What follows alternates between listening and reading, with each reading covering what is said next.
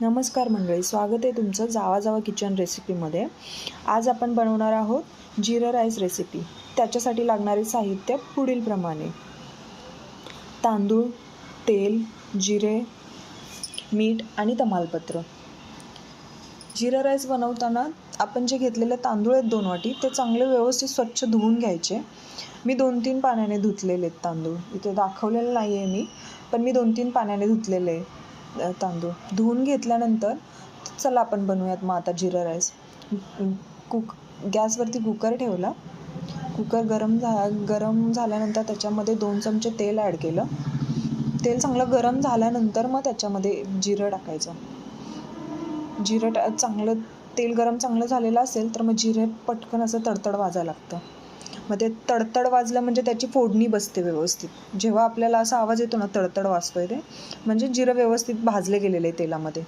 ते भाजून झाल्यानंतर मग त्याच्यामध्ये ते 2-3 तमालपत्र घ्यायचे तेलामध्ये त्या भाजून जिऱ्यासोबत। मग ते भाजून घेतल्यानंतर आपण जे धुतलेले तांदूळ होते ना स्वच्छ, ते ॲड करायचे त्याच्यामध्ये। करताना ते थोडंसं पाणी असतं ते राहिलेलं, पण त्याचं काही याच्यावर इफेक्ट होत नाही। ते पाणी हलवून घ्यायचं व्यवस्थितपणे। ते हलवून घेतल्यानंतर मग त्याच्यामध्ये अंदाजाप्रमाणे पाणी ओतायचं आपण।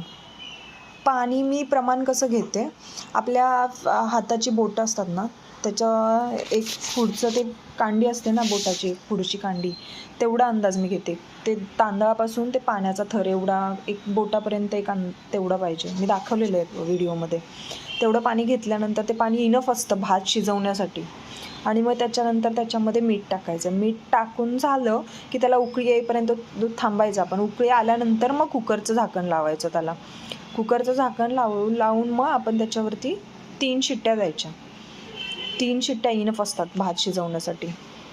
मग 3 शिट्ट्या झाल्यानंतर मग कुकर खोलल्यानंतर बघत आहात तुम्ही किती सुंदर असा जिरा राईस भात दिसतोय आपल्याला। मग ते जिरं थोडंसं वरती आलेलं असतं ना राईसच्या, ते मग व्यवस्थित हलवून घ्यायचं, ते मिक्स करायचं जिरं सगळ्या राईसमध्ये पूर्ण। मग तयार आहे आपला आज हा घरगुती पद्धतीने बनवलेला जिरा राईस। हे जिरा राईस आपण बनवलेला आहे, त्याच्यामध्ये आपण कोथिंबीर पण ॲड करू शकतो। वरून डेकोरेशनसाठी कोथिंबीर टाकू शकतो आणि चव पण चांगली लागते। हा जिरा राईस आपल्याला डाळीसोबत खायला खूप सुंदर लागतो। डाळ म्हणजे आमच्याकडे वरण पण बोलतात डाळीला।